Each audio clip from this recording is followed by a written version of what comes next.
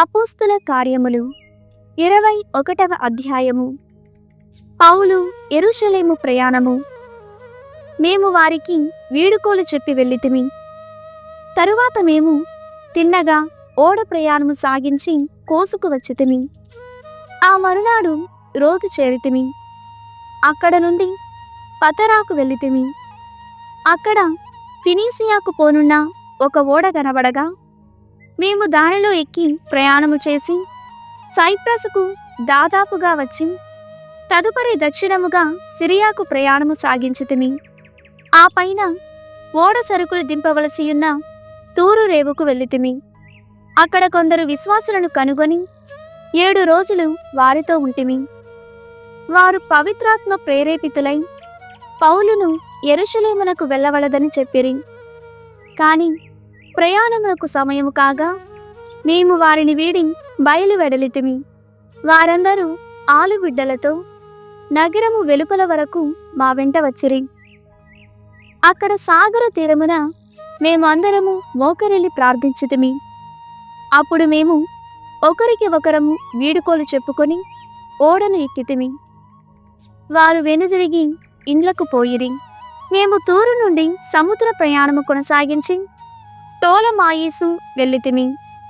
అక్కడ మేము సోదరులకు శుభవచనములు పలికి వారితో ఒకరోజు గడిపితిమి.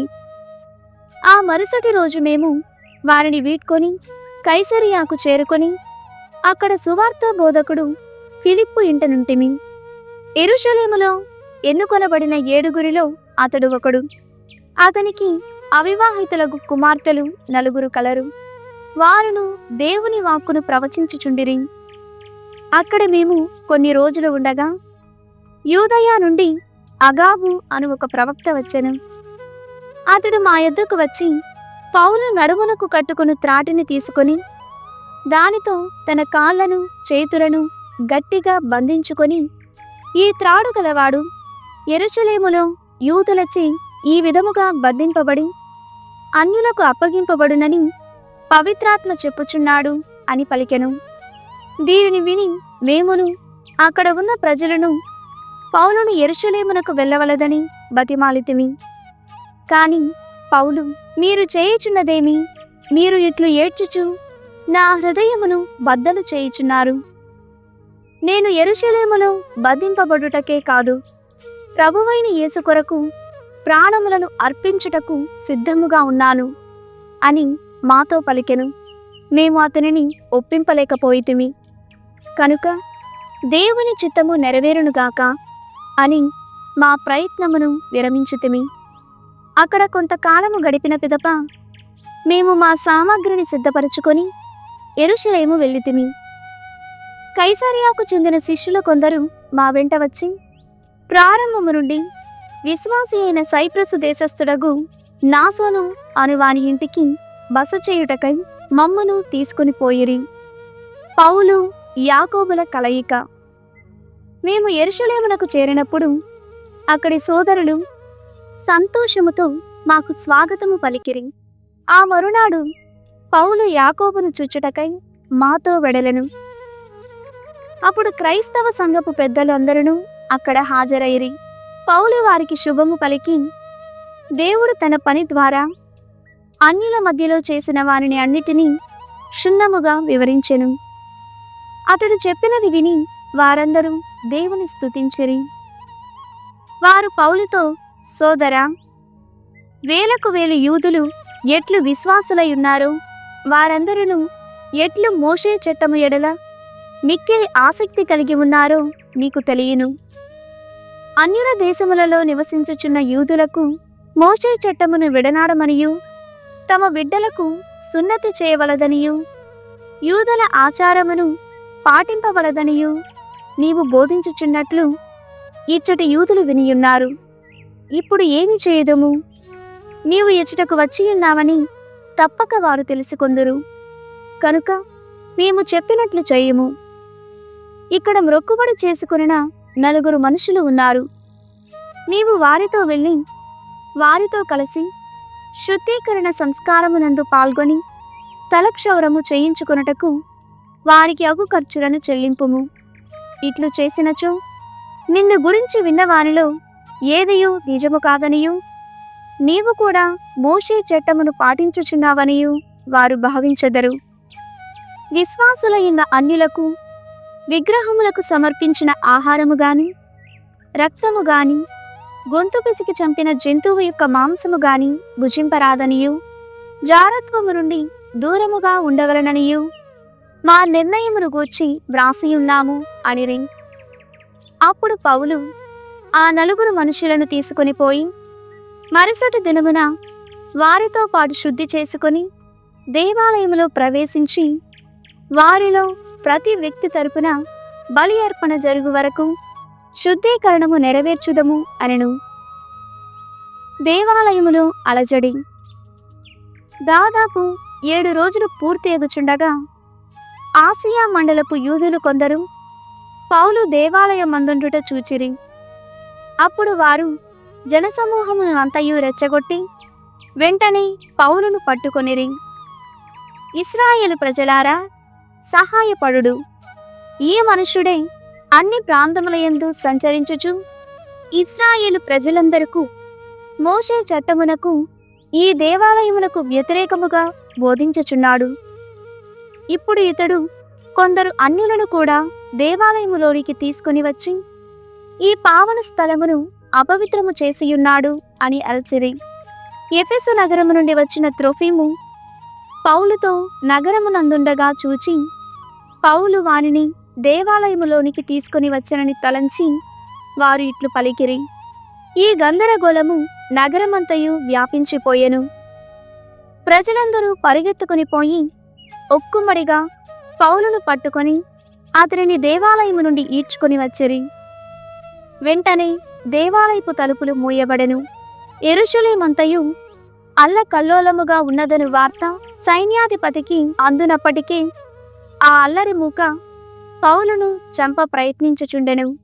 వెంటనే సైన్యాధిపతి కొందరు సైనికులను శతాధిపతులను తీసుకుని దేవాలయము వద్దకు పరుగున వచ్చెను. సైనికులతో కూడి వచ్చిన అతనిని చూచి వారు పౌలును హింసించుటను నిలిపివేసిరి. ఆ సైన్యాధిపతి వచ్చి పౌలును పట్టుకొని 2 గొలుసులతో గట్టిగా బంధింపుడని ఆజ్ఞాపించెను. అతడు వారిని ఇతడు ఎవరు, ఏమి చేసెను అని ప్రశ్నించెను.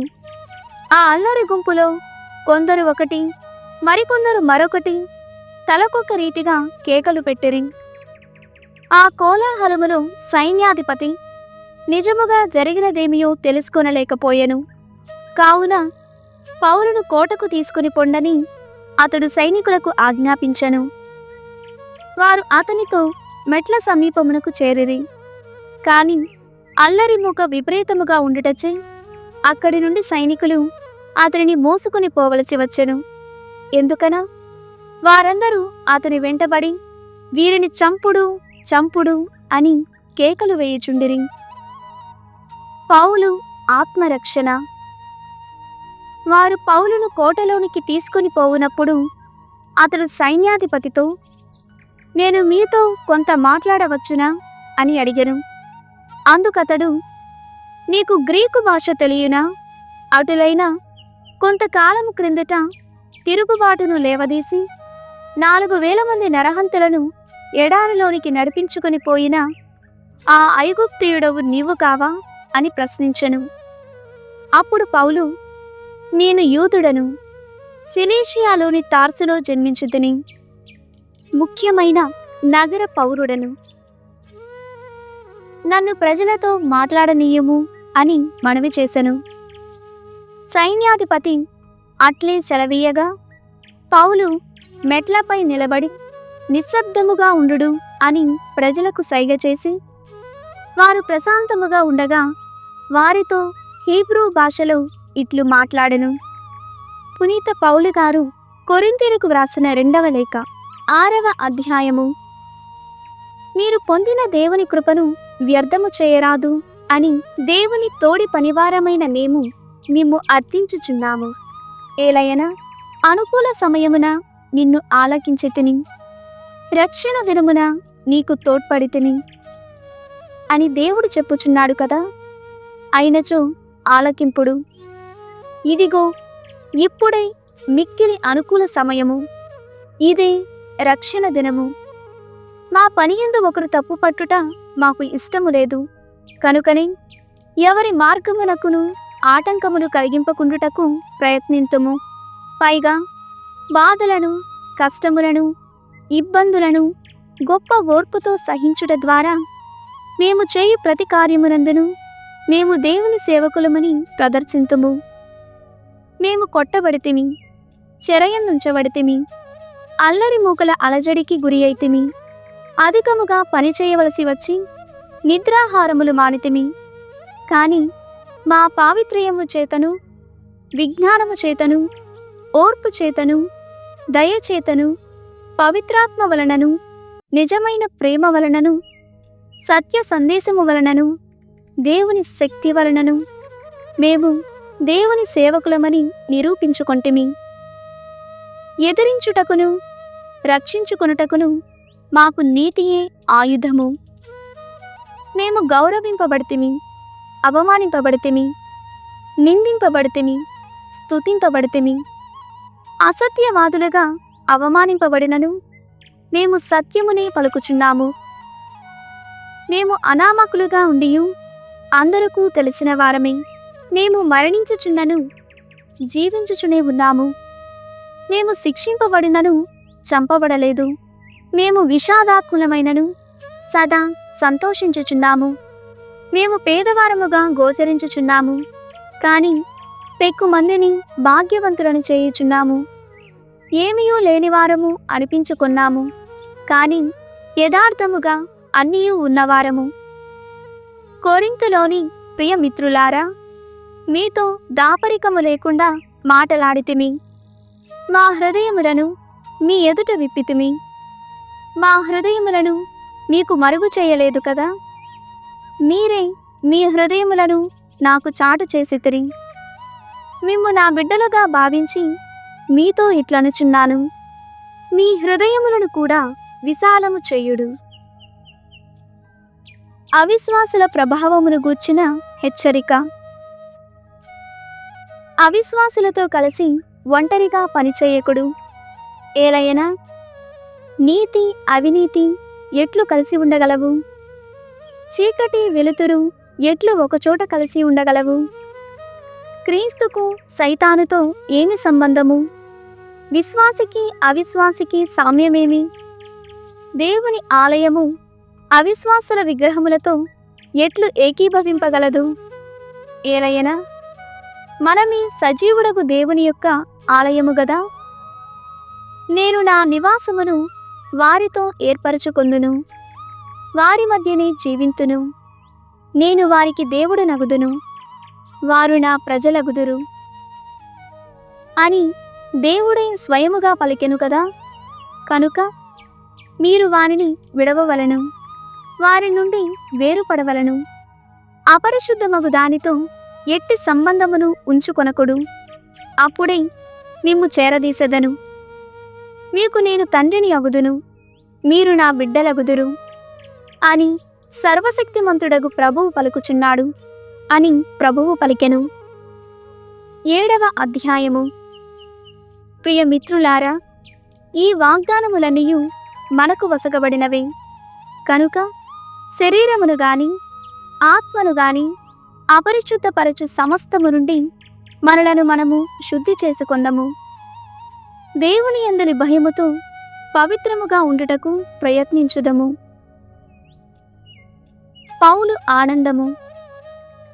మీ హృదయములలో మాకు స్థానమొసగుడు. మేము ఎవరికిని కీడు చేయలేదు, ఎవరిని పాడు చేయలేదు, ఎవరిని మోసగించుటకు ప్రయత్నింపలేదు. మిమ్ము ఖండించు ఉద్దేశముతో నేను ఇట్లు చెప్పుటలేదు. ఏలయనా నేను ముందే చెప్పినట్లు మీరు మాకు ప్రియులు. అందువలననే మేము మరణించినను జీవించినను మనము ఎప్పుడునూ కలిసియే ఉందుము. మీ యందు నాకు అమిత విశ్వాసము, కనుకనే మిమ్ము చూచి గర్వింతుము. నేను సంపూర్ణ ధైర్యముతో ఉన్నాను. ఇన్ని కష్టములలో కూడా నా సంతోషము పొంగి పొరలుచున్నది. మాసిడోనియా చేరిన తరువాత కూడా మాకు ఎట్టి విశ్రాంతియును లేకపోయెను. అన్ని చోటల ఇబ్బందులు, అన్యులతో కలహములు, మా హృదయముల యందు భయములు ఉండెను. కాని దుర్బల హృదయములను ఓదార్చు దేవుడై తీతు యొక్క ఆగమనము ద్వారా మమ్ము ఓదార్చెను. అతని ఆగమనమే కాదు, మీరు అతనిని ధైర్యపరిచిన వృత్తాంతము కూడా నన్ను చూడవలెనని మీ కోరిక, చూడలేనందున మీ విచారము, నన్ను సమర్థించుటకు మీ సంసిద్ధత అతడు మాకు వివరించినాడు. ఇవి అన్నీయు నాకు ఎంతయో ఆనందదాయకములైనవి. నేను వ్రాసిన లేఖ మీకు విచారమే కలిగించినను దానిని వ్రాసినందుకు నేను బాధపడుటలేదు. ఆ లేఖ మీకు క్షణకాలము బాధ కలిగించినదని తెలిసి ఒకవేళ బాధపడి ఉన్నను, ఇప్పుడు మాత్రము నేను ఆనందించుచున్నాను. ఏలయనా మీకు విచారము కలిగించినందులకు మాత్రము కాదు, కానీ ఆ విచారము దేవునిచే సద్వినియోగము చేయబడినది కనుక మేము మీకు ఎట్టి కీడును చేయలేదు. దేవునిచే వినియోగింపబడిన విచారము రక్షణకు దారిచూపు, హృదయ పరివర్తనము కలిగించును కనుక విచారింప పనిలేదు. కాని ప్రాపంచిక విచారమే మృత్యుహేతువగును. మీ ఈ దుఃఖములో దేవుడు ఏమి సాధించెనో గమనింపుడు. అది మీకు ఎంత ఉత్సాహము కలిగించినది. మీ నిర్దోషత్వము నిరూపించుకొనవలనని మీకు ఎంత ఆతురత, ఎట్టి ఆగ్రహము, ఎట్టి భయము, ఎట్టి అభిలాష, ఎట్టి ఆసక్తి, దోషములను శిక్షించుటకు ఎట్టి సంసిద్ధత, అన్ని విషయములయందును మీరు దోషరహితులని నిరూపించుకొనినారు. కనుక నేను ఆ ఉత్తరమును అట్లు వ్రాసి ఉన్నప్పటికీ దోషమనర్చిన వారిని గూర్చిగాని దోషమునకు గురి అయిన వారిని గూర్చిగాని వ్రాయలేదు. మమ్ము గూర్చిన మీ శ్రద్ధ ఎంత గాఢమైనదో దేవుని దృష్టిలో మీకు స్పష్టము చేయుటకే నేను అది వ్రాసితిని. అందుచేతనే మేము ధైర్యము వహించితిమి. ధైర్యము వహించుటయే కాదు, మీరు అందరూ కలిసి అతనిని సంతోషపెట్టిన వృత్తాంతముతో తీతు మమ్ము చాలా ఆనందపరచినాడు. మేము అతని ఎదుట చాలా పొగిడి ఇంటిమి. మీరు నాకు ఆశాభంగము కలుగచేయలేదు. మీకు ఎప్పుడునూ సత్యమునే చెప్పితిమి కదా. అట్లే తీతు ఎదుట మేము చేసిన పొగడ్తలు రుజువైనవి కనుక మీపై అతనికి ప్రేమ అధికమగును. మీరు అందరూ విధేయత చూపుటకు ఎట్లు సంసిద్ధులైనది, భయముతో వణుకుచు అతనికి మీరు ఎట్లు స్వాగతమిచ్చినది అతనికి జ్ఞాపకమున్నది. ప్రతి విషయములోనూ మీ యందు నాకు నమ్మకము కలిగి ఉన్నందులకు నేను ఆనందించుచున్నాను. 8వ అధ్యాయము. క్రైస్తవ దాతృత్వము. సోదరులారా, మాసిడోనియాలోని దైవ సంఘములలో దేవుని కృప ఏమి ఒనర్చినది మీకు తెలియవలనని మా అభిలాష. అచట అవి పడిన కష్టముల ద్వారా తీవ్రమగు పరీక్షకు గురిచేయబడినవి. కాని వారు మహా ఆనందమును పొందినవారై నిరుపేదలైనను గొప్పగా దానమునొనర్చిరి. వారు ఇయ్యగలిగినదంతయు ఇయ్యగలిగిన దానికంటే అధికముగాను ఇచ్చిరని నేను దృఢముగా చెప్పగలను. దైవ ప్రజలకు సాయమునొచ్చు అవకాశము కొరకై వారు మమ్ము బ్రతిమాలుకొనిరి, పట్టుబట్టిరి. మొదట వారు ప్రభువునకు ఆత్మార్పణము కావించుకొనిరి. తదనంతరము దైవ సంకల్పముచే మాకు కూడా తమ్ము అర్పించుకొనిరి. వారిని గూర్చి ఇంతగా మేము ఊహింపలేదు. కనుక ఈ పనిని ప్రారంభించిన తీతునే ఈ పని కొనసాగింపు మరియు ఈ ప్రేమపూర్వకమగు ప్రత్యేక సేవను మీ అందు పూర్తి చేయమనియు అర్థించితిని. విశ్వాసములోను, వాక్కులోను, ధ్యానములోను, ఆసక్తిలోను, మాపై మీకు గల ప్రేమలోను అన్నిటను మీరు భాగ్యవంతులే. కనుకనే ప్రేమపూర్వకమగు ఈ సేవలో కూడా మీరు ఉదారముగా ఉండవలనని మా అభిలాష. నేను ఏ నియమములను వ్రాయుటలేదు, కాని సాయమునర్చుటలో ఇతరులు ఎంత ఆసక్తి చూపుచున్నారో మీకు ప్రదర్శించి మీ ప్రేమ ఎంత నిజమైనదో తెలుసుకొనుటకు నేను ప్రయత్నించుచున్నాను. మన యేసుక్రీస్తు ప్రభువు కృప ఎట్టిదో మీరు ఎరుగుదురు కదా. తాను భాగ్యవంతుడై ఉండి కూడా తన పేదరికము వలన మిమ్ము భాగ్యవంతులను చేయుటకు ఆయన నిరుపేద అయ్యెను.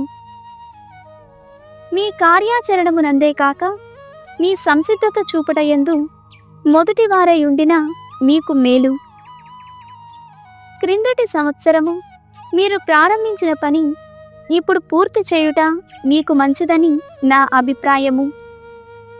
ఎంత ఆసక్తితో మీరు ఆ పనిని ప్రారంభించుతారో అంత ఆసక్తితో పనిని ముగింపుడు. మీ శక్తి కొలదయే చేయుడు. ఏలైనా ఇచ్చుటకు మీకు ఆసక్తి ఉన్నచో మీకు లేని దానిని బట్టి కాక మీకు ఉన్నదానిని బట్టియే దేవుడు మీ కానుకను అంగీకరించును. మీ పైనని భారముంచి ఇతరులను తేలికగా వదులుటకు నేను ప్రయత్నించుటలేదు, కానీ ప్రస్తుతము మీకు సమృద్ధిగా ఉండుటచే అవసరములలో ఉన్నవారికి సాయపడుట యుక్తమని నేను ఎంచితిని.